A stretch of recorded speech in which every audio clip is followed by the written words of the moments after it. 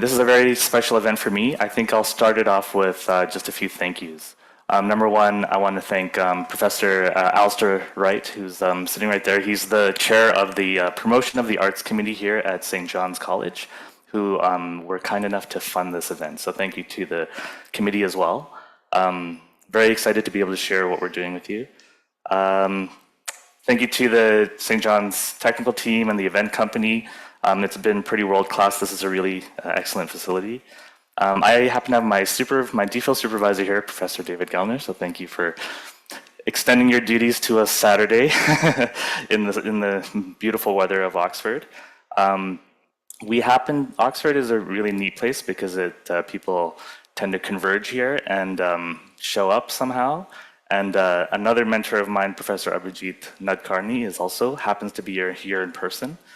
And then the real benefit of this is we were able, with the support of St. John's, fly in the filmmaker of this film that you're about to see, Mun. So thank you for coming all the way from Dharamshala, which is not an easy trek.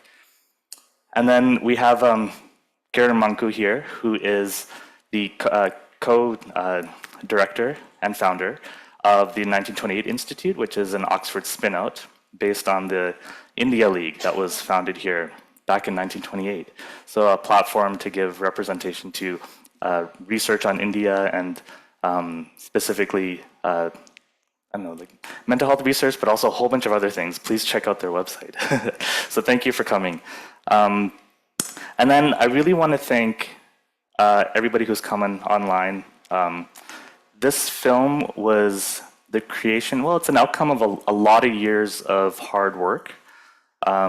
First with the core motivation of actually trying to deliver mental health care to a vulnerable population in a rural part of India where it's difficult to access healthcare. And so by vulnerability, I mean these tend to be women from lower castes, lower economic strata, various other kinds of things that they contend with during the pregnancy phase. So the efforts were to try to provide care for them. And over the years of doing this kind of work, I've been fortunate to collaborate with a number of people, mostly researchers. And our core motivation was to understand what's going on, hopefully outside of, within sort of the usual epistemic frames. That's a very Oxford word, sorry about that, of public health and biomedicine. But we wanted to know if we can learn about it in other ways. So we used interesting qualitative methods. We have a photo exhibit that's an outcome of one of our research projects, but also through art. And that's what today is about. So we have the photo exhibit, but our main artistic output that is meant to help us understand the lived experience of mental illness in this part of the world is this film. And the film is a odd genesis of a number of things, but the key motivating force behind it was a collaborator and friend of mine, Professor Shahirose Premji, who's joining us online from Queen's University, Canada, not the one here, or the college here. And the movie was funded by, I'm going to get this name right, just to make sure it's good, but the Queen's University Vice Principal Research Visiting Art in Residence Fund. So Shahirose was able to get money from this fund, and this was one of 3 films on perinatal mental health that she was able to fund. The other one was based in Africa, I think in Kenya, and one in Pakistan. And so Mun was recruited to do the one here. So I also want to thank, all of this work is based out of a nonprofit that I'm a co-founder of, Mata J. Kaur Maternal and Child Health Center. So I want to welcome my co-founders online in Canada and in India. And I probably have a lot of family watching right now, so thank you to them. Lots of support over the years. And of course, Aliyah Dasani, who's a professor of nursing at Mount Royal University in Calgary, has been a dear friend and collaborator. One of our co-founders, Sherry Shergill, is online, and a key person in the development and implementation of the program, Soumya Singh, is also online. And I'm happy to say, I was wondering if this was going to work, but we actually have one of our counselors and one of our, the two people who are the protagonists of the film are actually here from India. So that's, I think, a key part of this is we want to learn about what this experience is like through the eyes and experiences of the people actually going through it. And one of the things I'm most excited about with this event is that they're here. I'm zooming in. So I would encourage you to ask them questions when we get into the discussion portion. So with that, I think we can start the film.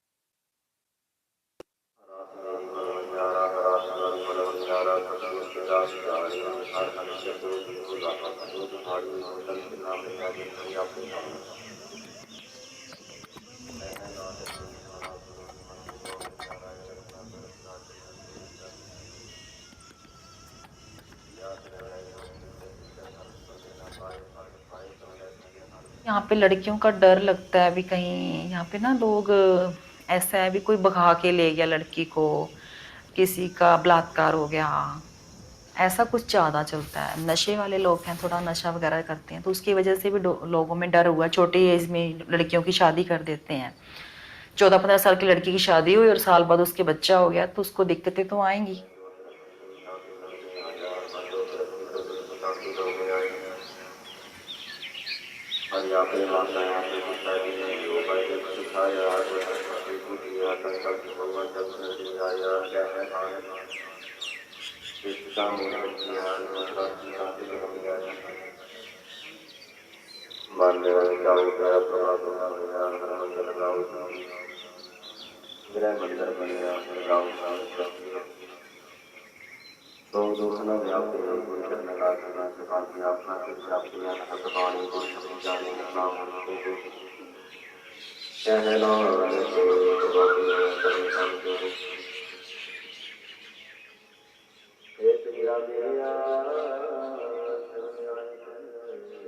ਜਿਹੜਾ ਮੁੰਡਾ ਉਹਨੂੰ ਥੋੜੀ ਜ਼ਿਆਦਾ safe ਰੱਖਦੇ ਆ।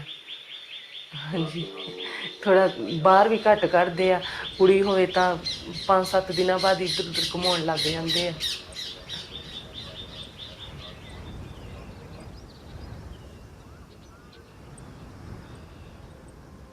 ਮੇਰਾ ਨਾਮ ਸਿਮਰਨਪ੍ਰੀਤ, ਮੇਰੇ ਪਤੀ ਦਾ ਨਾਮ ਗੁਰਜੰਟ ਸਿੰਘ। ਤੇ ਸਾਡੇ ਨਾਲ ਬਹੁਤ ਵਧੀਆ ਰਿਲੇਸ਼ਨ, ਮੇਰੇ ਨਾਲ ਵੀ ਮੇਰੇ ਬੱਚਿਆਂ ਨਾਲ ਵੀ। ਅਸੀਂ ਬਹੁਤ ਖੁਸ਼ ਰਹਿੰਦੇ ਹਾਂ ਆਪਦੇ ਪਰਿਵਾਰ ਦੇ ਵਿੱਚ, ਚਾਹੇ ਗਰੀਬ ਜ਼ਰੂਰ ਆ ਪਰ ਅਸੀਂ ਖੁਸ਼ ਬਹੁਤ ਰਹਿੰਦੇ ਹਾਂ। ਉਹ ਤਾਂ ਹਜੇ ਵੀ ਕਹਿੰਦੇ ਆ ਕਿ ਬੇਟੀ ਹੋਈ ਉਹ 'ਚ ਵੀ ਖੁਸ਼ ਹਾਂ। ਇੱਥੋਂ ਦੇ ਲੋਕ ਥੋੜਾ ਬੇਟੇ ਨੂੰ ਲੈ ਕੇ, ਬੇਟੀਆਂ ਨੂੰ ਲੈ ਕੇ ਤਾਨੇ ਮਾਰਦੇ ਆ, ਕਿਉਂਕਿ ਬੇਟੀਆਂ ਹੀ ਆ, ਤੁਸੀਂ ਬਦਨਸੀਬ ਹੋ ਵੀ ਤੁਹਾਡੇ ਬੇਟਾ ਹੈ ਨਹੀਂ ਗਾ।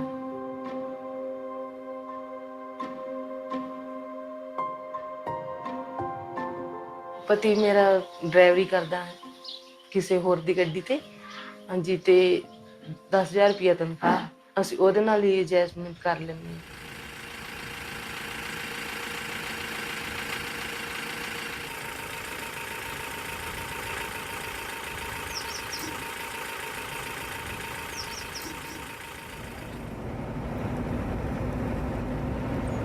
जैसे इन लड़कियों की किस्मत थी, मैं गाड़ी पे आ गया, बढ़िया अपनी लाइफ चली जा रही है। काफ़ी टाइम से गाड़ी में ट्रैवलिंग कर रहा हूँ। वैसे इनके कर्मों से ही आगे काम अच्छा चल रहा है। फिर गरीबी ज़्यादा थोड़ी सी और टेंशन ज़्यादा रहती है, काम धंधे नहीं है ना।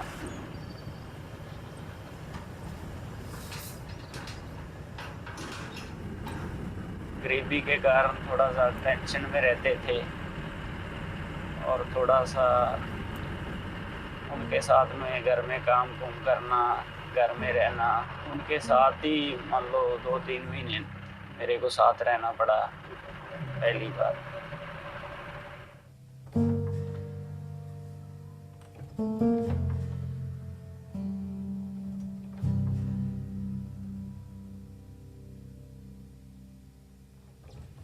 तैयार होना खूब पसंद है आपको? हाँ जी।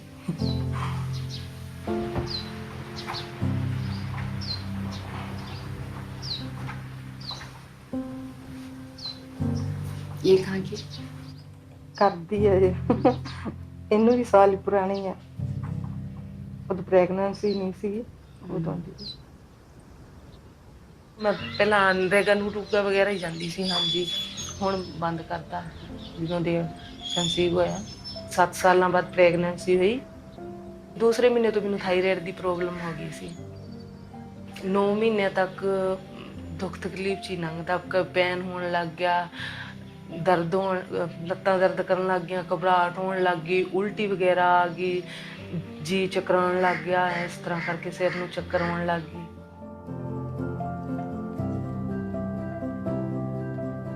ਤੇ ਚੌਥਾ ਪੰਜਵਾਂ ਮਹੀਨਾ ਲੱਗਿਆ ਜਦੋਂ ਮੈਨੂੰ ਲਿਵਰ 'ਚ ਇਨਫੈਕਸ਼ਨ ਹੋ ਗਈ, ਔਰ ਜਦੋਂ ਪੰਜਵਾਂ ਛੇਵਾਂ ਮਹੀਨਾ ਲੱਗਿਆ ਉਦੋਂ ਬੱਚੇ ਦਾ weight ਜ਼ਿਆਦਾ ਵੱਧ ਗਿਆ, ਔਰ ਦਰਦ ਤਾਂ ਰਹਿੰਦਾ ਹੀ ਰਹਿੰਦਾ। ਸਭ ਤੋਂ ਪਹਿਲਾਂ ਤਾਂ ਆਹੀ ਚਿੰਤਾ ਹੁੰਦੀ ਹੈ ਵੀ ਮੇਰੀ ਡਿਲੀਵਰੀ ਕਿਵੇਂ ਹੋਊਗੀ। ਅਗਰ ਪੈਸਾ ਨਹੀਂ ਹੈ ਤਾਂ ਉਹਦੀ ਟੈਨਸ਼ਨ ਆਪਣੇ ਆਪ ਹੀ ਆਊਗੀ, ਕਿਉਂਕਿ ਜਿਵੇਂ ਹੁਣ ਮੰਨ ਲਓ ਕਿ ਮੇਰੇ ਪ੍ਰੋਬਲਮ ਆ, ਔਰ ਮੈਨੂੰ ਟੈਨਸ਼ਨ ਇਸ ਚੀਜ਼ ਦੀ ਆਉਂਦੀ ਹੈ ਬਾਈ ਚਾਂਸ ਮੇਰਾ ਆਪਰੇਸ਼ਨ ਕਰਤਾ, ਆਪਰੇਸ਼ਨ ਵਾਸਤੇ 30,000 ਰੁਪਇਆ ਚਾਹੀਦਾ।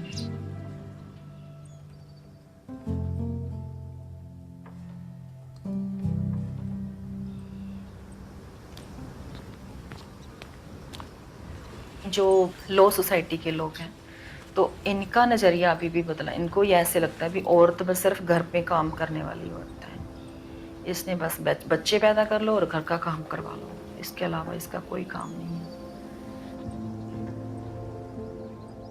बाहर नहीं जाने देते, घर पे रखते हैं। काफ़ी कामों में है ऐसा अभी तक भी। बड़े वाले घर में लोग भी ऐसे कह देते हैं भी हाँ लेडीज़ को बाहर नहीं जाना चाहिए, उसको काम नहीं करना चाहिए, घर पे रहना चाहिए, बस घर का काम करे और बच्चों को खिलाए पिलाए और बस, उसके अलावा उसको कुछ नहीं चाहिए। तभी तो वो औरतें नर्वस रहती हैं, बोल नहीं पाती हैं, उनको वो टेंशन, उसी की वजह से तो टेंशन होती है। जब घर में वो रहेगी तो टेंशन तो होगी ना।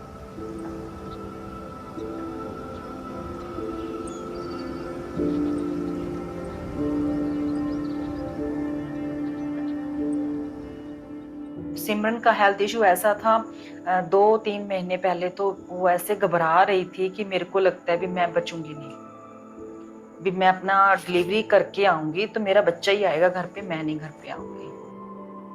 ऐसा लगता था कोई मेरे को उठा के ले गया, कोई दबाव डाल रहा है मेरे पे या मेरे को मार रहा है।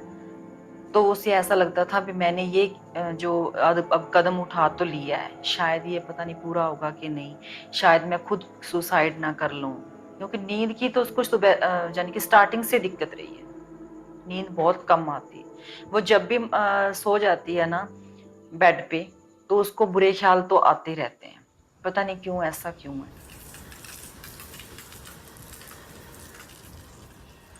स्टार्टिंग में PHQ किया उसका, उसमें जो क्वेश्चन होते हैं भूख नहीं लगती, यानी कि जो डिप्रेशन के क्वेश्चन होते हैं, नींद नहीं आना, थकावट वगैरह रहना, ये सब चीज़ें पूछ के और उसको बता दिया भी जो डिप्रेशन होता है इनकी वजह से, तो जो सब चीज़ें उनमें हो रही थी।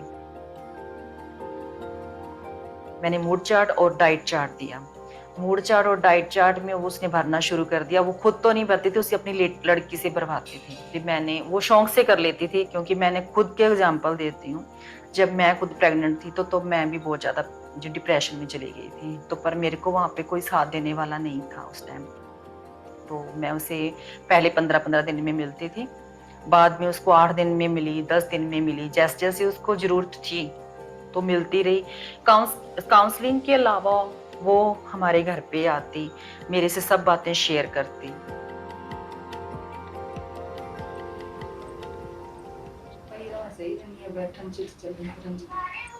कावड़ किन्नी की रहिंदी है शरीर, थकावट शरीर को वैसे तो नहीं रहती, पर लत्तां बहुत दर्द करती और सारे शरीर ਨੂੰ ਅੱਗੇ ਜਿਵੇਂ ਸੁਸਤੀ ਜੀ ਮਹਿਸੂਸ ਹੁੰਦੀ ਸੀ, ਮਿੱਟੀ ਸਰੀਰ ਬਣਿਆ ਰਹਿੰਦਾ ਸੀ ਹਨਾ, ਤੇ ਉਸ ਚੀਜ਼ ਨੂੰ ਉਹ ਨਹੀਂ ਮੂਡ ਜਮਾ ਉਹ ਰਹਿੰਦਾ ਸੀ। ਠੀਕ ਹੈ, ਉਹ ਨਹੀਂ ਬਸ ਗੱਲਾਂ ਲੱਤਾਂ ਦਰਦ ਕਰਦੇ ਨਾ ਜਿਹਦੀ ਐਵੇਂ ਮਹਿਸੂਸ ਹੁੰਦਾ ਹਨਾ ਕਿ ਮੈਂ ਕਦੇ ਰੈਸਟ ਨਾ ਕੀਤਾ ਨਹੀਂਗਾ। ਠੀਕ ਹੈ, ਖੁਦ ਹੀ ਕੰਮ ਕਰਦੀ ਘਰ ਦੇ ਵਿੱਚ ਹਨਾ।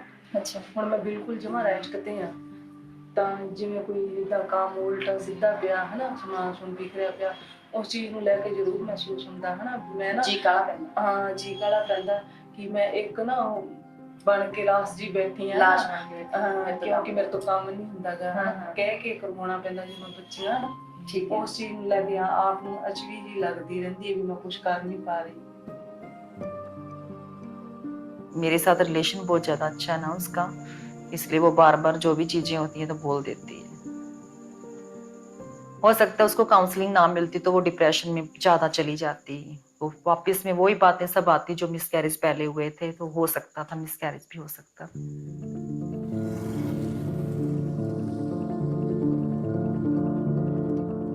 औरत प्यार की भूखी है, उसको प्यार मिलना चाहिए जो उसे मिलता नहीं है। मैंने तो किसी को देखा नहीं इतना ज्यादा प्यार मिलता हो, कहीं ना कहीं उसको टॉर्चर किया ही जाता किसी न किसी बात को लेकर, चाहे घर का काम का ले लो, चाहे बच्चों का ले लो, चाहे कुछ भी।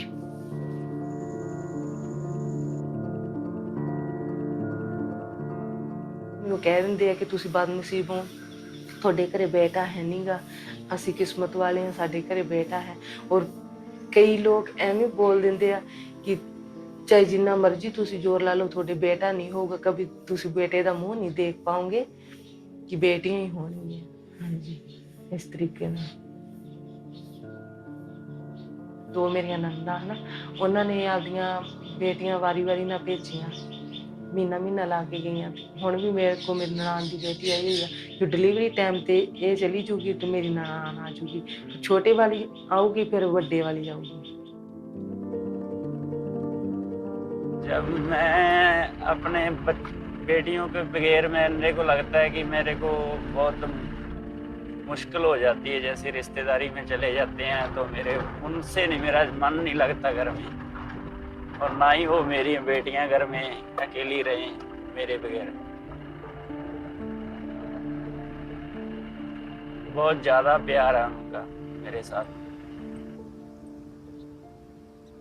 छुट्टी वाले दिन में बच्चों के साथ वीडियो बनाते हैं, बड़े वाली वीडियो की बहुत शौकीन है, सिद्धू मूसे वाले की बहुत फ़ैन है वो, तो उसके गानों पे वो वीडियो बनवाती है।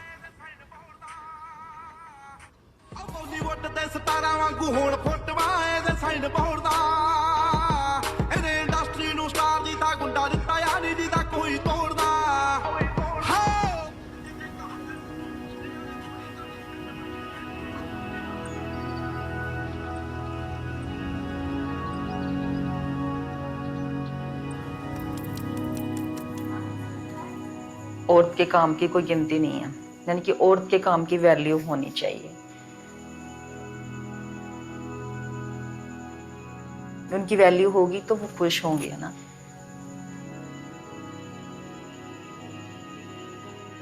मैं तो अपनी बहू के लिए बहुत ज़्यादा कुछ सोचती हूँ, भी मेरी बहू आएगी तो मैं उसको तंग नहीं करूँगी, बिल्कुल भी कुछ भी ऐसा नहीं करूँगी, बेटी की तरह रखूँगी काम वगैरह के लिए, क्योंकि वो अपना काम वगैरह जॉब वगैरह करते हैं, अब सब बाहर रहते हैं ना, तो मैं उसको कुछ भी ऐसा नहीं करूँगी, पूरे लाड प्यार से रखूँगी। जो कमियाँ हमने देखी हैं वो उनको नहीं दूँगे, उनको नहीं देना चाहते हैं। कोड़ियां ले दूंगा चार, वीरा कोड़ियां कहंदियां वे गंगा जमुना तो पर, वीरा बाबल नो कही दे वे कोड़ियां ले दूंगा चार।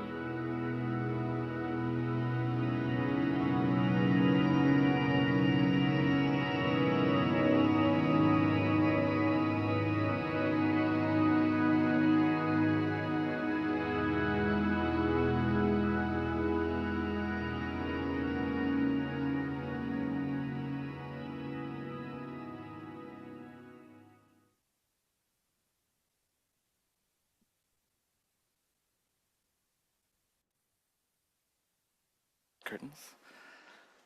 So thank you for watching that. I think from my perspective, it's really nice to share something that I've been really intimately involved with a broader audience. I think what we want to do now is have a quick Q&A.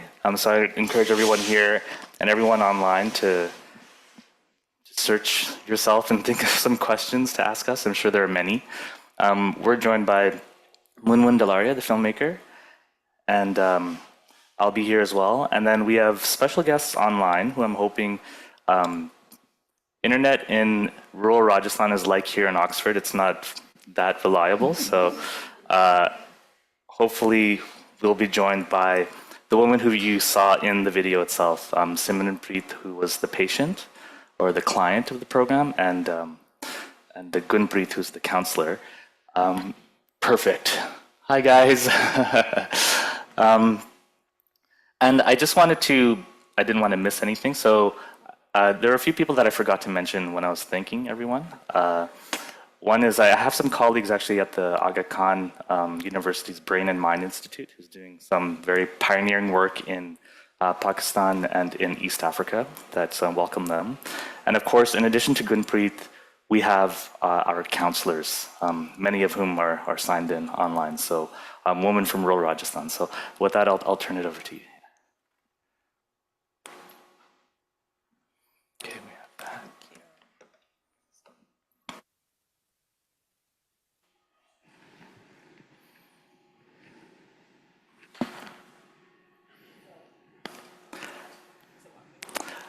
Hello. Is it at the bottom? Sorry. Thank you so much, and thank you for that very moving film. Oh, perfect. I'm very impressed with how you put all of that together and were able to portray so many different elements that I think women experience through that process. So my first question is really, why did you think it was important to make this film? Should I go? Go ahead. Oh, God. Well, thank you for everyone for being here. And this is a very special moment. I haven't seen the people since the film, and it rarely happens that you get to do that. So I'm just really, really happy that everyone's able to be here. This might be the third documentary that I've done on specifically on women's issues in India. And I would like, I think I've grown up in a very patriarchal system, and although I've benefited from having progressive parents, I think a lot of people even in urban or rural settings could have backgrounds where they're not as lucky. So I think it's something that's, even though I make animal nature docs on the side, that's my day job, but I think this is something I continue to do for as long as I can, because I feel like it's an issue that needs constant spotlighting in India, in South Asia, and people who are doing the difficult work of actually solving these deeply ingrained issues, I think is so fantastic to be able to talk about work that's helping. Yeah, I think, so there is a bit of a buzzword, and I feel like the word is losing its power, and we had it in our title. It's called decolonizing, right? And to me, I feel like, so we have these global health interventions that are designed in an office in Geneva, or say in a room in, say, Oxford or somewhere, and they use concepts, and we try to test them, and we use all our powers to make them relevant and effective on the ground. And I think all of that is this valiant work, but what tends to get missed is the actual experience on the ground, how this is translated to the field by the people actually doing the work. So this is the counselors, and the people receiving the care, which are the patients. And so that was the focus of my DPhil research. That's why I became an ethnographer, to try to present that work. But I think that people respond to different kinds of ways of telling these stories and what is actually learned. And so the opportunity to show what I see every day in a film was just unbelievable for me. I mean, really in the discourse on global mental health, often, it's getting better, but often those people at the front lines, their stories get lost. And so this is just showing it without any filter. So that's why I think it's important. Yeah. Thank you. I'd also like to invite your colleague Shahirose to also maybe say a few words as well about why you think it was important to make this, and maybe what you found the most moving part of it for you in the journey of creating this film. Thank you. First of all, I want to say what a privilege it is to work with Mata Kaur and Aneel and Munmun, and sincere thanks to Simranpreet and Gunpreet for being part of this production. I think for me, the importance was highlighting that there are mental health issues during pregnancy. I think the conversation is more prominent around postpartum depression, but not so much around mental health conditions during pregnancy. So really the 3 films were commissioned as a way of opening conversation around mental health during pregnancy. I just have one more question, and then I will open it out because I think there are lots of questions. You have loads of questions, so I will refrain. But I have one question specifically on, one second, oh yeah, on how you chose to film specifically Simranjeet, and like how you chose her, why you chose to film her specific story and the events she went through, and maybe why you felt that would be more poignant, and also Munmun, also a bit specifically on how you filmed her and that experience of doing that. Thank you. So it was kind of the combination of a lot of things. So Munmun can speak to this better, but as a filmmaker, learn this. It's with ethnography too. You have to kind of pick a character, right? And so a lot of the really practical, logistical work of filmmaking is actually just finding the right person to film. And that was facilitated by the mental health program that we had running now for 5 or 6 years at this point. Our counselors were really good at just building that rapport. I mean, this is a very unique situation, this kind of openness. Simranpreet herself is in her 30s. Usually the women that we serve are in their early 20s or maybe even 19, maybe even under 18. So 20% of pregnancies in Rajasthan are still teenage pregnancies, so under the age of 18, which is technically illegal, but it still happens. And you can imagine these women are very quiet. So if you want to interview, it takes a long time to break open the ice. And if you're a filmmaker, you need to get your filming done. you can't spend that time. So that rapport was built already. That through our programs, through the counselors' work.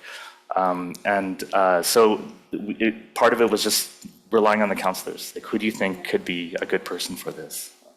Yeah, I think when Shahirose reached out and we started the pre-production process, it was, I think for this film in particular, the production and post was less important, but all the research and selection of the people was probably the most important thing in this film. We took many ethical considerations were there in place in sort of figuring out who would be okay to be put on camera. We didn't want to put any undue stress on the women who are already going through so much. And even from a scientific perspective, Shahirose was able to help me steer away from certain people who were maybe too young or too stressed, or looking at many such qualifying markers. But also, I think I really want to thank Gunpreet and all the counselors, because they were the ones, they were the foot soldiers. They were just on the ground, running around in these villages, actually meeting people every day, making sure they're okay, and figuring out whether they'd be willing to speak on camera or not. And we just really had to make sure that there was full consent from their side. So I think maybe Shahirose can give us a bit more on that process too. Yeah, I think there were a number of candidates, because we had profiles of individuals, and then through conversation, and I believe Soumya was also involved in some of that work. And then,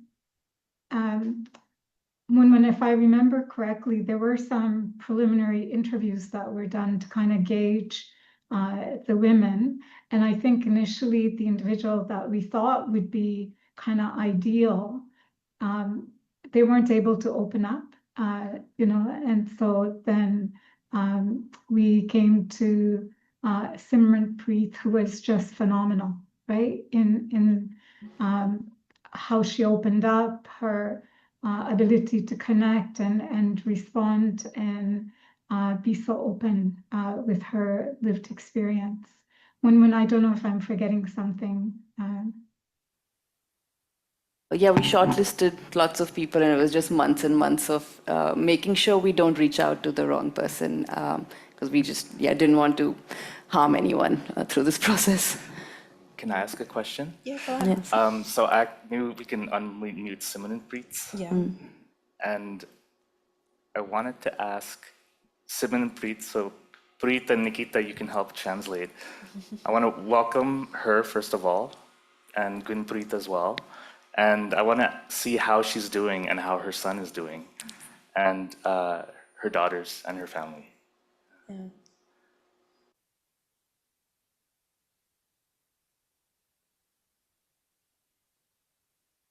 Closer to the mic.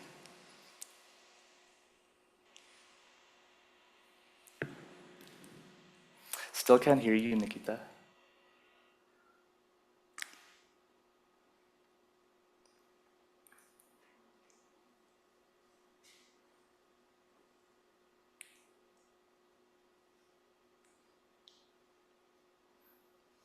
Shall we give a few moments to see? Yeah. There we go. Yeah. There we go. Yeah. Yeah. उनको सुनाई नहीं दिया था पहले बार नमस्ते नमस्ते तो बताइए आपका हालचाल कैसा है आपका बेटा कैसा है जी बढ़िया बेटा भी गंभीर के साथ She says everyone is doing great at their home. The son and her husband and her daughters.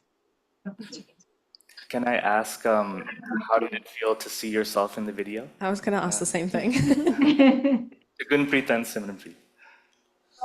आपको खुद को वीडियो में देखा तो आपको कैसा लगा इतने टाइम बाद हाँ जी बहुत बढ़िया लगा सर आपको याद आई उस समय हाँ जी सब कुछ याद आया सर जो देखी जो परेशानी थी वो सब कुछ याद आ गया वापस वैसे बेटा होने के बाद भूल गए थे सब कुछ क्योंकि वो लोगों की जो हाँ जी अब सब कुछ चेंज हो गया ना पहले से बहुत हैप्पी रहते हैं sir So she says that after seeing herself, she remembered all the problems that she went through. She remembered what people used to say. And now, after the delivery, she had actually forgotten everything. But now it's just everything is coming back. And she feels good that the situation has changed. She's feeling much better. She looks great also. Yeah. Thank you. We're really grateful that you shared that story and went and gave yourself to this storytelling and the team for everyone being there. So thank you so much. I don't know if there's anything else you want to say about your experience.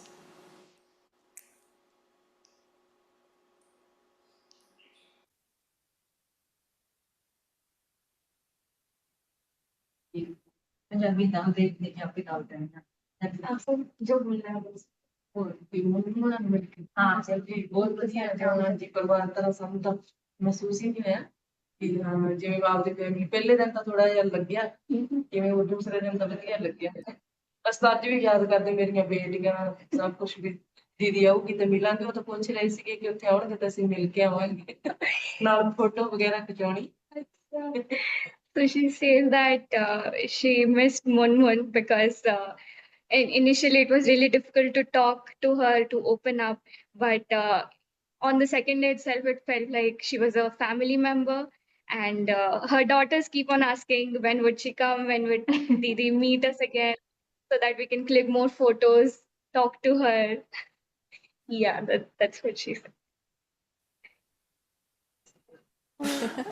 That's wonderful. And I know Gunpreet's also with you guys. It would be useful to kind of hear your perspective on what you felt it was like watching the film back and seeing the impact you have.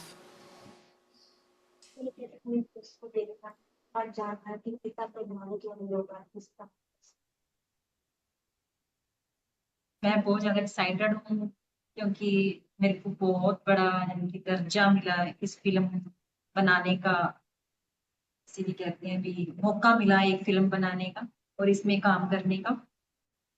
और बहुत ज्यादा खुशी है, मैं अपनी खुशी को जाहिर नहीं कर सकती, इतनी ज्यादा खुशी। आज भी बहुत ज्यादा एक्साइटेड सी, भाग भाग के काम किया, फटाफट से फिनिश किया और भाग बहुत जल्दी जल्दी मैं जाऊं, मेरी फिल्म दिखाई जाएगी। तो बहुत ज्यादा खुश हूँ, सभी का थैंकफुल कर रही हूँ, मुनमुन का और अनिल बाजी का, सभी का बहुत थैंक यू जिन्होंने मेरे को चुना इस काम के लिए और मेरे को सेवा का मौका मिला। So she says that she's really grateful to be part of this whole process. She said that she's still excited. She gets excited whenever she sees the movie. And when she had to come here today, she was like, she had to just finish all the work really soon and get here on time so that she can meet every one of us here. And she really wants to thank Munmun and Anil ji so that because they chose her and she was really able to express herself through the whole movie. She's also very happy to get the opportunity to work through the film and contribute and fulfill her duty in the space that she works in, and that she cannot express her happiness in words.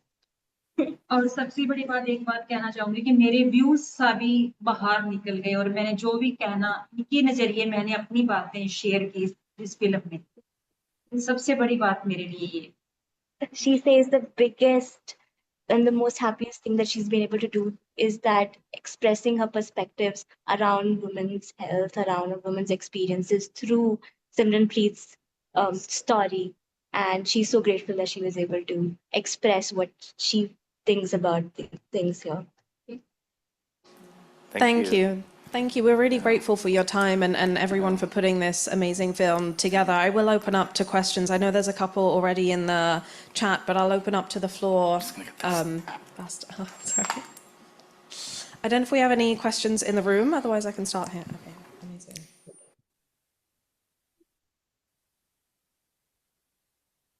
We're really sorry the internet is bad here. I do not know if you could hear this. Yeah, it's good. It's good. Our prayers were answered. Do you want to introduce yourself? And My name's Peter Gellner. I'm an anthropologist. So this is an ethnographer's question about language. So I think it's right to say that most of the time people in the film were speaking in Hindi, but Hindi is not the local language. So the question is, was that and is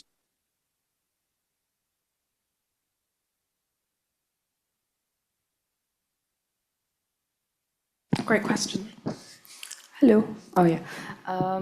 Yeah, I think the local language is Punjabi, which is something I understand, but I don't personally speak. So sometimes we would have a translator to do this, to ask the questions. But with this film, we were really trying to keep the crew to a minimal. So it was just me and another female cinematographer on the location. And the woman I hired as cinematographer, she's also from Rajasthan, so I kind of assumed she would also get the language a little bit. So she also understood, but both of us are pretty rusty in our spoken Punjabi. And I think they were, when Gunpreet and Simranpreet talked to each other, we kept that in Punjabi. And only I think when they're speaking to us is when it's in Hindi. And she seemed like she was comfortable enough. Like I felt like she was, both of them were able to express their emotions in Hindi also. I mean, of course, it might have been maybe one notch even better in Punjabi, but I think it was a comfortable compromise from our perspective because they were good enough in Hindi as well. Give a bit of, if people are interested, a bit of a historical background on where the language is and these places come from. So it is Rajasthan. Up until the 1920s, it was basically a desert, and then it was canalized. So the canals were built to irrigate the land. And it's almost like the frontier in the West in North America, when they wanted immigrants from Ireland to come and start farming. They needed people to farm the land, so a lot of people in Punjab ended up coming to this district, and that's how there's now a significant percentage of the population is Punjabi. I think it's about 20%. But they tend to be landowners, a dominant caste in that way economically. So everybody essentially speaks Punjabi.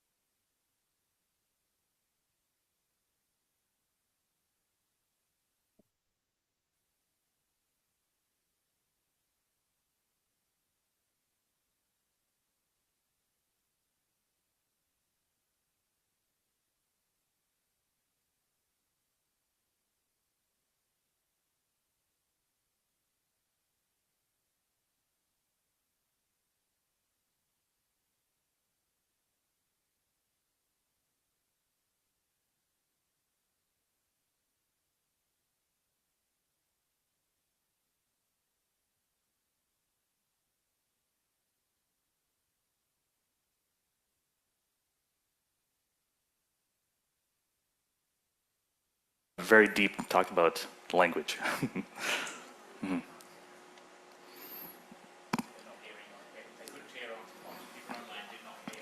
Oh, they didn't?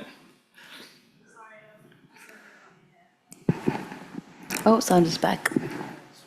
Oh, I'll repeat that later. Oh my God.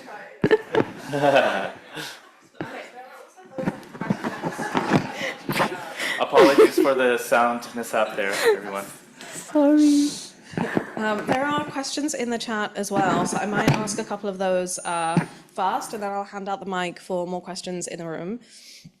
So there are a couple first based around tools. So one is from Kendi, and they are asking how effective are the standardized screening tools? So for example, you use the PHQ-9, and how well do they translate in low and middle income countries, and specifically in India? I'll ask this with one other question that's related, so you can take them together. So this is from Haley, and they're saying, what are some of the challenges you face and solutions that you find when you are implementing Western-made global health interventions whilst accommodating to specific cultural needs? Do local mental health counsellors often provide input of what they might work and maybe different from the initial direction in these manuals? Great questions. Maybe what we can do is, with those two questions in mind, start the panel discussion, because so now we're moving away from just a discussion about the film and a discussion about global mental health and interventions and those kinds of things more specifically. So I encourage everyone to also ask questions about the film if you want. But I was wondering if I could invite Abhijit up. So Abhijit is a professor at the London School of Hygiene and Tropical Medicine, and co-director of the Addictions Research Group at Sangath, and one of my mentors when it comes to delivering and doing mental health work, healthcare delivery. So he's been deeply involved with the Khushee Mamta Program, which is the name of our perinatal depression program, since its inception. The core of the model was developed in a course that he taught. So it was part of one of the modules in the course. And then I'm wondering if we can unmute Aliyah and Samia and Sherry. And then of course, Shahirose can also please chime in.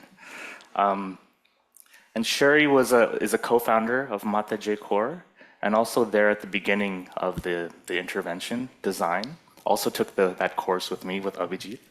And she's zooming in from Canada. And so is Aliyah, who's been a collaborator. And after this, keep it in mind, I'll invite everyone to go check out the Larkin Room, and we can bring you there. There's a photo exhibit. Aliyah's been a collaborator in terms of trying to use different kinds of creative methods to understand the experience of women through the perinatal phase. And so we have a photo exhibit from one of those research projects. The questions were the effectiveness of the screening tools and the applicability. Yeah. Yeah, and the applicability of the screening tool, but also how you can use Western tools or prescribed solutions when you're in a situation where there are specific cultural needs. And do you find that you're able to adapt that, or how does that kind of work in practice? Yeah. When would you want to? Yeah, we still make it film questions. So the process of adaptation is extremely important. With the PHQ-9 specifically, so what it is, it's a 9-question questionnaire that there's like each question has a scale, and you can get a sense of the level of depression that a person has. And there are a number of studies that have been done to validate this tool in India with translations and other settings. But of course, it's like a very simple tool. And one of the key things that we found is when you use the screening tool, say on a first encounter, the mother will tend to be very quiet, depending on whether her mother-in-law is sitting with her, or she doesn't know who this person is, or she's not really sure what's going on, or she doesn't feel like she has a voice yet. So often it'll take a number of times going back to do a screening to actually get a real representative score. So we found that we had to let the counselors let us know when to do that. They would say, this person's PHQ-9 score wasn't high enough to enroll them into the depression counseling program, but something is going on in that household. We have to go back and see. There was something going on. So we incorporated the counselor's intuition, and we actually made that another question. We added a 10th question to the PHQ-9 that was directed not to the person, but to the counselor. And it was, do you think that this person actually should be enrolled despite their score? And if it was yes or perhaps, then we would go back and screen again. And then, of course, the whole design of, so the Khushee Mamta program was derived from the Thinking Healthy program, which is a WHO designed intervention that is backed by evidence. And the whole purpose of that model is to be locally adapted. So you're supposed to take it, and it's like a skeleton thing, and you adapt it in ways that fit. And that was a whole long process, and I would say that it's an ongoing process because you encounter reality, you encounter new circumstances. Every household is different, and it's the counselors that are really the core of translating back to us what's working and what's not working. And there were a number of changes, and I think Abhijit's work implementing this in other places has seen other kinds of adaptations to this. I guess there are quite a few anthropologists and ethnographers in this group, so I'm probably putting my neck on the line by saying this, but the way interventions in the global mental health space have evolved over the years, historically, is we started off, and when I say I'm talking about not me, because I was not there when the global mental health field started off, but kind of largely the field has evolved, is to start looking for very specific contextual realities that inform interventions. And as we went along and developed and tested various interventions, we realized that the more we looked for local, the more global we started finding things were, with obviously local nuances. So a lot of the interventions that have developed within this space do have a core set of commonalities which apply to different cultures and contexts, with adaptations to then suit that particular context. So for example, the THPP, which is being implemented at MJK in Rajasthan, is a good example of that, because its foundational principles are what's called as cognitive behavior therapy, which has been developed in the West and been tried in various and different kinds of variations in many parts of the world. But for perinatal depression, the intervention is designed to cater to the needs of the mother or the woman with the child. For a rural context in India, or any other part of the world, similar parts of the world, an intervention which is designed to respond to the needs of the mother or the woman does not necessarily have greater acceptability within the family, because the woman's needs are seen to be secondary. So the way this intervention then got tweaked was to make it an intervention which is designed to improve the mother-child bonding and the health of the child. When the intervention is framed like that, the acceptability of that intervention within the larger family, which has a say, unfortunately, in what kind of healthcare the woman gets in these kind of settings. And the moment you frame it as an intervention which is designed to improve the mother and the child's bonding and the child's health, there's greater acceptability from the husband, from the mother-in-law, from the father-in-law. So those are the kind of adaptations and tweaks that happen to the intervention. So the foundation is global, which is cognitive behavior therapy, but the tweaks made to it to make it more acceptable and feasible to deliver in that context, make it a different contextually or culturally relevant intervention. Great to hear from panelists online as well. And whilst I'm here, actually, we've had some feedback online that it was really useful to hear that you use the counsellors as ground implementers and kind of having that contextual expert opinion. So that was very appreciated. But yes, I can see Shahirose has your hand raised. Go ahead. Yeah, I think when we initially started to think about the tools, there were a number of tools that are available to us, and particularly in the perinatal period. So the Edinburgh Perinatal Depression Scale. And Aneel, I don't know if you remember, because it goes back to like, I think 2017, when we actually spent time with the women coming for care, as well as potential counselors, and really had conversations with them about the tools that we were thinking of using and what the receptivity would be, how the use would be. So there was a lot of sort of co-decision making around which tool we would use. And the Thinking Healthy program that Aneel made reference to, the care is actually based on how you score on the PHQ-9, at least initially.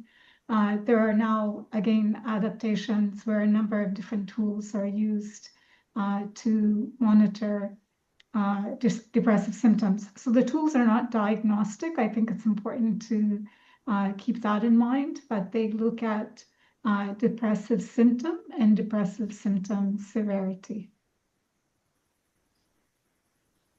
And I can see, Alia, you have your hand raised as well. Go ahead. I do. Thank you so much. I appreciated that question so much because, of course, when you have tools that are developed in Western contexts, there are going to be cultural nuances that aren't necessarily captured, right? And so one of the reasons why we wanted to engage in the Photo Voice project was to see if we could capture some of those cultural nuances and hope that some of that information will help us figure out how we may need to adapt some of those screening tools.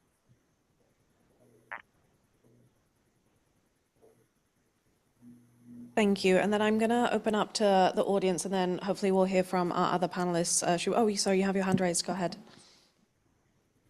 Thanks. I think just to add to the points that have been made, one of the key factors for women's depression is sun preference, as is highlighted in the movie pretty significantly.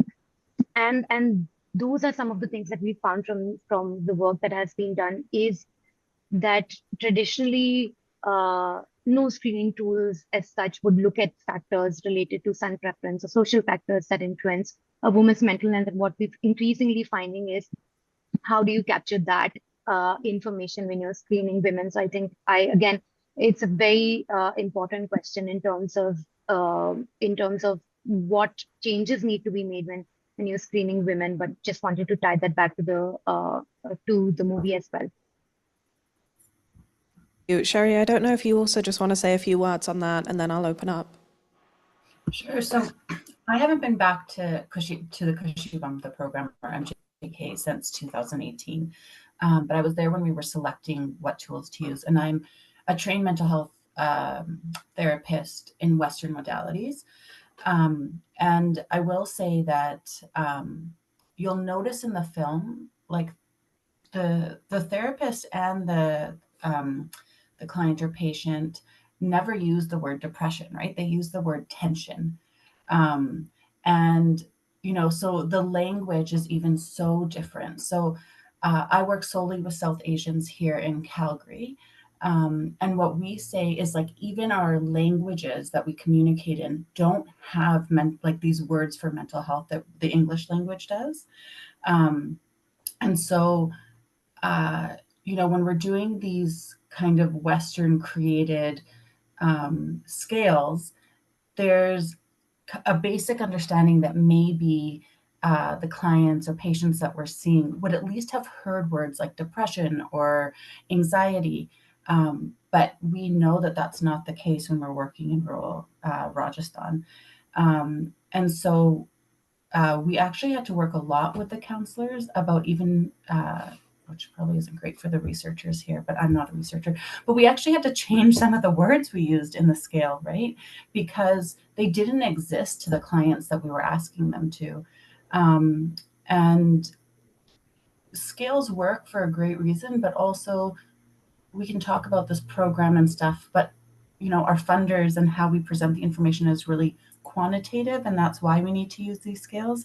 But the real meat of the experience of these women and the counselors and the MJK program and Khushee Mamta is actually in the qualitative stories that we're able to give. So I wouldn't put so much emphasis on the PHQ-9 or anything like that. I don't know if I upset you, Aneel, but yeah, that's full agreement, actually. And I think one of the things that I really appreciate about the film is you get this intimate view. Like, we have our frames, we come in with our concepts and our ideas and tools, and it's all very useful as a platform to get started and to get going. It's a framework to just move, right? Especially for people who want to do something. But then when you're there and you set up the program and you see what's actually happening, the counselor patient interaction almost never follows the plan as you've laid it out. And what's actually happening, and this is really, really, really amazing, actually, because we're getting an insight into like a counseling encounter here, right?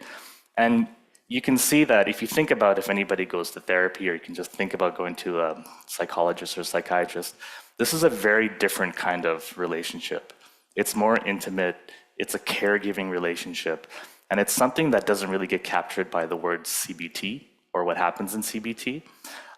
But all of those frameworks helped us get to this point. And I think no matter what kind of frameworks you use in psychology or psychiatry, what happens between someone being ill and then them going to therapy or getting an intervention and coming out the other side better is a bit of a black box. And sometimes we project into that black box, and think we know what's happening. I think it's a little bit different than what we think. And I think this film actually captures it, and we can kind of see that it's more than that. I have specific stories about how my counselors have engaged in their patients. And, even though in the training and then the development of this program, you want to protect your counselors. So we give them what we call a ceiling of responsibility. So yeah, you're gonna try to care for this person, but we wouldn't expect our counselors, say, to give them food or money. I mean, that's just too much of a burden, even though that's a big, one of the big risk factors for mental illness or depression especially. But what you find is the counselors making, a word that I really like lately is micro innovations. Sumit Jain has termed this phrase, and it's like you have this program, you have this encounter with the patient, and then you're responding to the micro context of the household. You're doing things like making decisions on where to have the screening. Do we leave the house to sit outside on a bench to get away from the mother-in-law who might be, tainting this experience? And the entire caregiving experience is centered around these kinds of micro innovations that the counselors do. But in order to get there, you need the frameworks. And in order to get funding, you need to, have the RCTs and the evidence base. So again, I could go in and do my ethnography and write about this, but you've captured it in the film, and it's incredible to have this visual to enter the discourse of global mental health. So, yeah. I guess what the film also does, which is capture things way beyond the mental health intervention program, right? Because we are focusing purely in this case in terms of delivering a psychological intervention or a little bit of social in it, a psychosocial intervention for women with depression. But there are lots of other little things that she talks about which are leading up to that depression. The pressure to have a male child, the poverty, she didn't speak about the violence, but the initial narrative speaks about violence, and all of those structural issues and systemic issues, which we are not doing anything about in the program.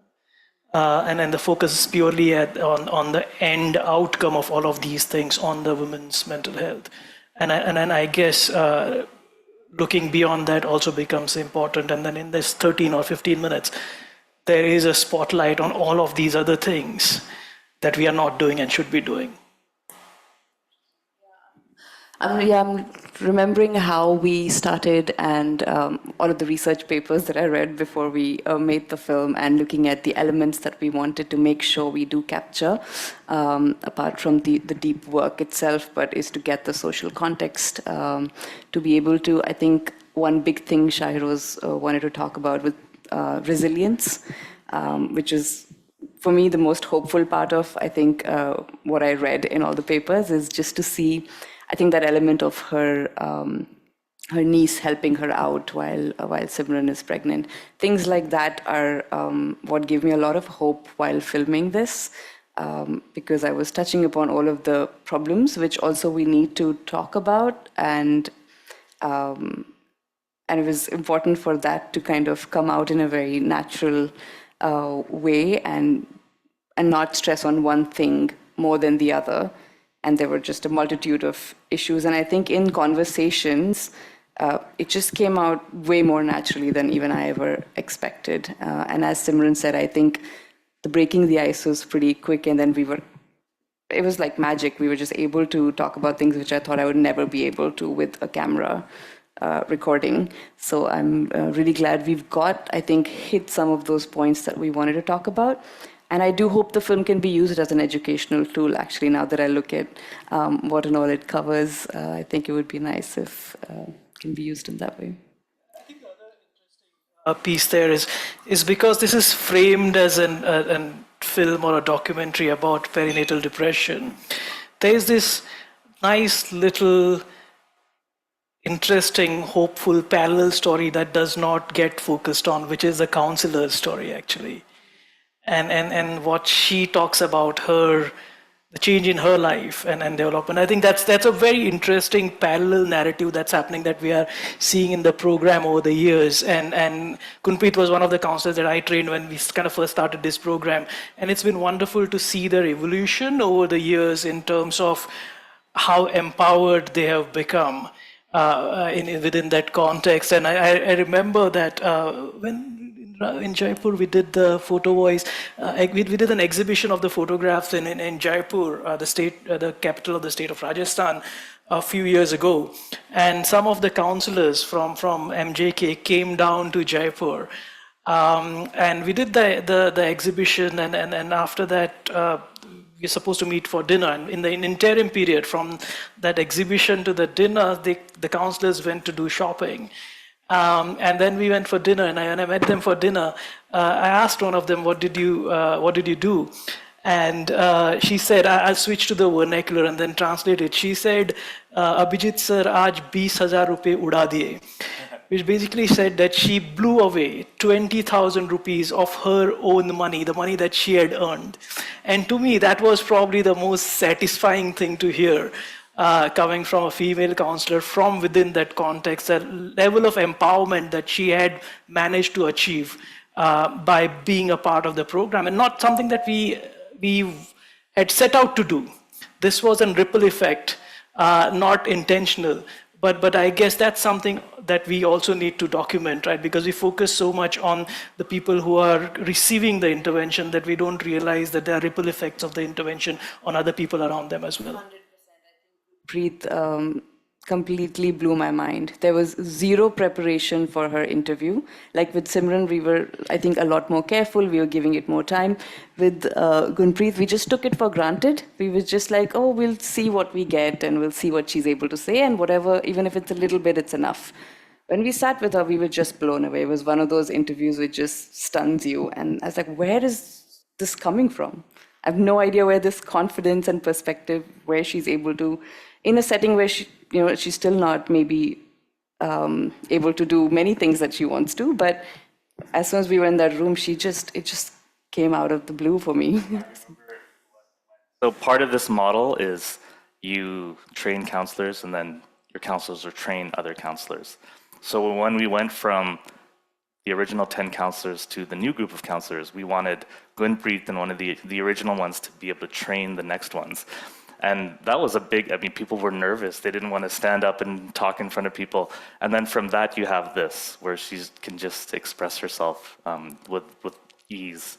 And then I just, in terms of parallel stories in the movie, I think, I don't know how intentional this was, but another thing that you really captured, which was really important, and kind of interesting counter narrative to everything around the son preference and the difficulties around that, is the father's relationship with the daughter.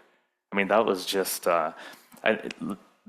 this is a very, very patriarchal society, and that means a lot of things. But I think what also happens in the society is that there actually are men who really love their daughters, and there are multiple social forces that lead to everything that we know about gender preference and the sex ratios in India. But you can see there is something there that is pure and that can be, I don't know, leveraged and harnessed for health and well-being. And it's just like beautiful. I mean, that's it. It's an exception, but it's very common as well. That kind of father-daughter love that you see. So I'm really glad that you captured that, because there are common narratives about men in India that don't capture that like erase this kind of thing that exists there as well. Yeah, I think I'm also used to seeing it from a very feminist lens always, and then I see we got to talk to him, and we spent almost equal or maybe more time with Gurjant than we did with the women, because my expectations of men from that village were, I wasn't prepared. Actually, I wasn't even prepared to interview the husband initially.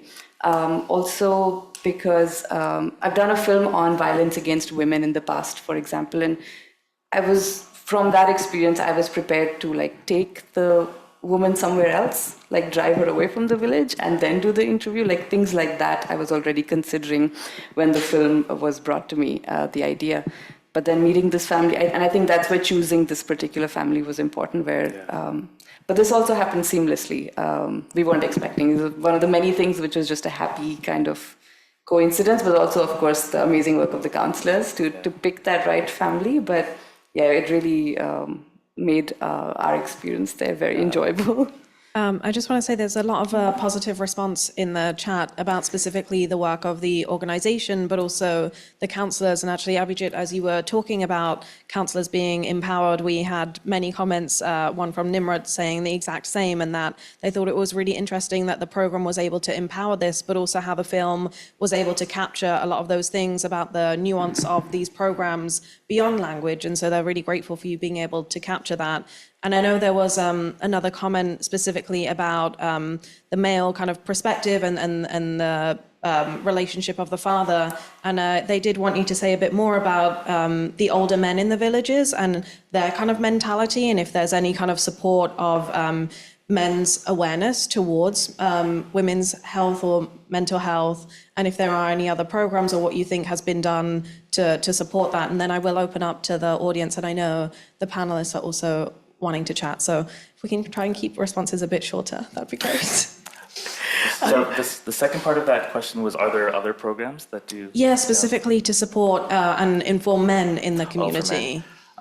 So there are very few programs, if any, for men, and it's actually one of the areas that we're looking to then now expand our program to make it not just a women's focused perinatal mental health program, but a couples program. So we're actually working on that. It's a gap that we're working on. In terms of like older men, so I'll say that two of our co-founders are farmers, are Punjabi farmers who are in their 60s now, my cousins. And they are some of the biggest advocates for women's health, and are actually the people who made me think about, they dashed my assumptions. They made me think about patriarchy, not just in terms of men oppressing women, but a structure that actually negatively affects both men and women, and everybody lives under this. And that there is this sort of like male sense of care. And it manifests in different ways. And one of the first ways that I noticed it was, I asked my cousin, so he's actually the local director of our maternal health clinic, and very like paternal figure. larger than life, turban, beard, farmer. You can kind of imagine the stereotype. And I remember I asked him, because I was trying to figure out this whole dowry thing. I said, so like how much dowry did you expect, for your sons, my nephew's getting married? And he said, we accepted 1 rupee just to keep the tradition alive, but because he didn't believe in it. And that really undercuts a lot of, that kind of force behind the oppression of women.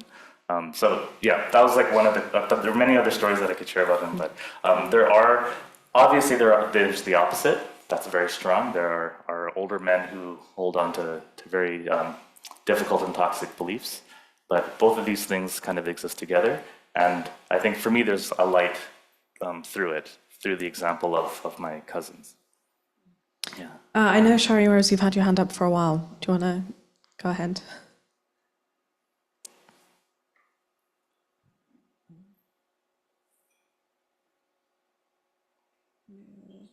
Oh, can you please unmute? Thank you. I want to go back to something that Sherry said earlier, and it kind of ties in with the conversation that we're having. Numbers are numbers. And I think for me, when I reflect on the work that I've been doing, and I do perinatal mental health research work in a number of different countries. But when I think about, somebody who has a PHQ score of 9 in India and somebody who has a PHQ 9 score of 9 in Canada, it's 2 different things. The underlying sort of contextual factors that are leading to the types of symptom responses and severity look very, very different. And trying to articulate that in a manuscript, there's no way. And, just this film and the conversation that it has created is a testament to how powerful art can be in navigating and demonstrating the nuances that are inherent within the mental health, women's mental health, and how important it is for us to be reflective of all of the contextual circumstances that create sometimes a perfect storm that manifests in the way that it does for certain women. But there is hope inherent within it, right? And that's why part of the reason I love this film also is that there are moments of hope, there are moments of spark from the Mata J Kaur, program, from Gunpreet herself, in the way that she brings the value added way of delivering the program and the care, and the way that she circles the woman and the family in the way that they're providing care. And I think the second, there was a comment about this would be a good tool to use as educational. So that's exactly what we're doing here at Queen's University. It's actually embedded within one of the nursing, it's called Nursing 372, which is the maternal newborn care. And I'm glad to see that Marnie Chapman is on the line, because she has been involved in that course as well. So basically the students view the film and then they do a conceptual mapping of both positive and negative contextual factors that may be contributing to the woman's mental health.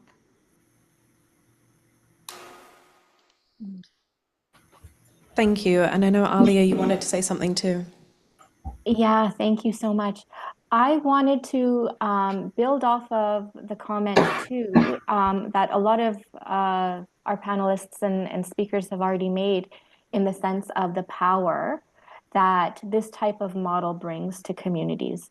So I thought it was really fantastic to see the growth, not only in the women who are coming through the perinatal depression, but also the counselors and also the families. So if you've seen the film, it was captured so nicely how the young child was encouraged, right, to express herself through music. And I thought that was just lovely. And not only that, but the father was then videoing that. And so it just speaks to the power of what's possible when we bring communities together in a positive way and give them the tools that they need to flourish in ways that are different in different contexts. And so I just wanted to highlight that. I thought it was really important. Thank you so much for that. I think it was really very sweet to see, and I think it was definitely part of our Punjabi culture, which was nice to see too. Sherry, I know you also wanted to say a few words. Yeah, I think I want to go back to talking about the question where it said, like, how do we incorporate men into the process? And so, Aneel did talk about how the leaders of MJK on the ground are these two older men. And we always use the word social capital. So they had good social capital within the community, and so could kind of influence quite a lot of people to take part, or to bring their partners to our clinic. And so we definitely needed the men to buy into the program in order for their wives, daughters, mothers, everybody to get the care that they needed. So it isn't lost on us that we always need to do education and support for the men in Rajasthan in order to make the program thrive. So here in Canada, we use something, when I work with South Asians, we use something called a circle of care model. And it pushes against the Western notion of individual therapy and individual care. And we understand that if we want to treat one individual within, a South Asian home, we're going to have to treat the entire family. Or that support system. And so it really pushes against like the confidentiality that we're taught in therapy and all these things. But what we say is, we don't break that at all, but we can help an individual. But if we're putting them back into the same environment, those influences are still going to be there, and we can build their internal resiliency. But ultimately, if you're not allowed to leave the house, or you're not allowed to work or have independence, that depression might kind of inch its way back into your life. And so when we're working with individuals, like at MJK, where the counselor was working with an individual, it is so important to bring actually the mother-in-law into it at some point, to bring the husband into it at some point. Like, that can't be lost. And so, yes, we can talk about like the mother's journey and the counselor's journey, but it's actually, always needs to be, I think, framed as the family's journey, because, that's what's really going to make the difference and the change. Thank you. It's great to hear that you're able to kind of provide that holistic perspective and intervention where you are. That's great. I think Samaya had a hand up for a while. Yeah, thanks. I think just expanding on the point about older men and their buy-in into the program, what our counselors experience on a daily when they're with these women, right, are instances of, for example, violence, or instances that are way beyond the control of the woman in the context. And one of the interesting things that we've seen, which you might not find in other places, is that older men who are part of the organization, who are part of the program, have actually intervened in situations such as these. And a lot of our response actually to distressing situations that women are experiencing is on a case-by-case basis. And the aspect of engaging older women as potential agents of change has not been something that has been systematized as such, but it is something that is very actively a part of how the program is delivered, because like Sherry said, these older men have social capital to influence younger men, and that's something that we've looked at doing. And the other bit about engaging husbands in the program and the importance of it can be understood through the photographs that we've taken as part of the Photo Voice study. People who are at the exhibit will get to see how commonly it appears that women who are in depression and perhaps the biggest support that they have is the husband. We found this to be one of the strongest themes across women's experiences as captured in the photos. That if they have the support of the husband, then no matter they are dealing with several different factors in their households like poverty, lack of physical resources, etc., that they are dealing with, but that's something that is able to carry them through the pregnancy. And I think that really underscores the importance of engaging husbands in a program like this. Thank you. That's really interesting to hear and wonderful to hear that the men have been so supportive of their wives. Ali, I know you've had your hand up. Go ahead. Yeah, so I wanted to highlight, Shahirose and I have worked with South Asian communities in the Canadian context, as well as a couple of other countries. And just highlighting Sherry and Somia's points that it's so important to engage families. We've actually done this with a version of the Thinking Healthy program, where we've been able to engage mother-in-laws and husbands as part of the program formally. And I know it's going to take time, and I know it takes conversation, and I know it takes changes to communication styles and cultural adaptations, but it is something that is possible, and it could be a goal that we could work towards. So thank you for bringing that up. Thank you. I know we've reached time, but we've answered all the questions online, so hopefully if you have questions in person, you can come up yourself. And Aneel, I just wanted to hand it over to you to say a final few words. I just want to thank everybody in Oxford here for giving us a nice live audience. Are there any last questions or comments from the audience here? And with that, I would say thank you to everyone online. Simranpreet and Gunpreet, thank you and Preet and Nikita, thank you so much. It's late over there, and everyone in India, it's late, and everybody in North America, it's early, so thank you so much.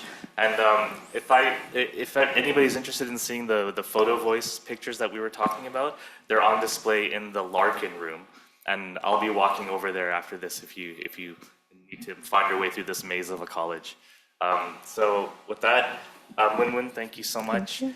Garen, thank you so much for giving your time on a Saturday to help us. You're excellent, thank you. Thanks to the tech team. Abhijit, it's very nice to have you here in person. And thank you everyone online. This was really, really lovely. Thank you so much. Thank you. Bye.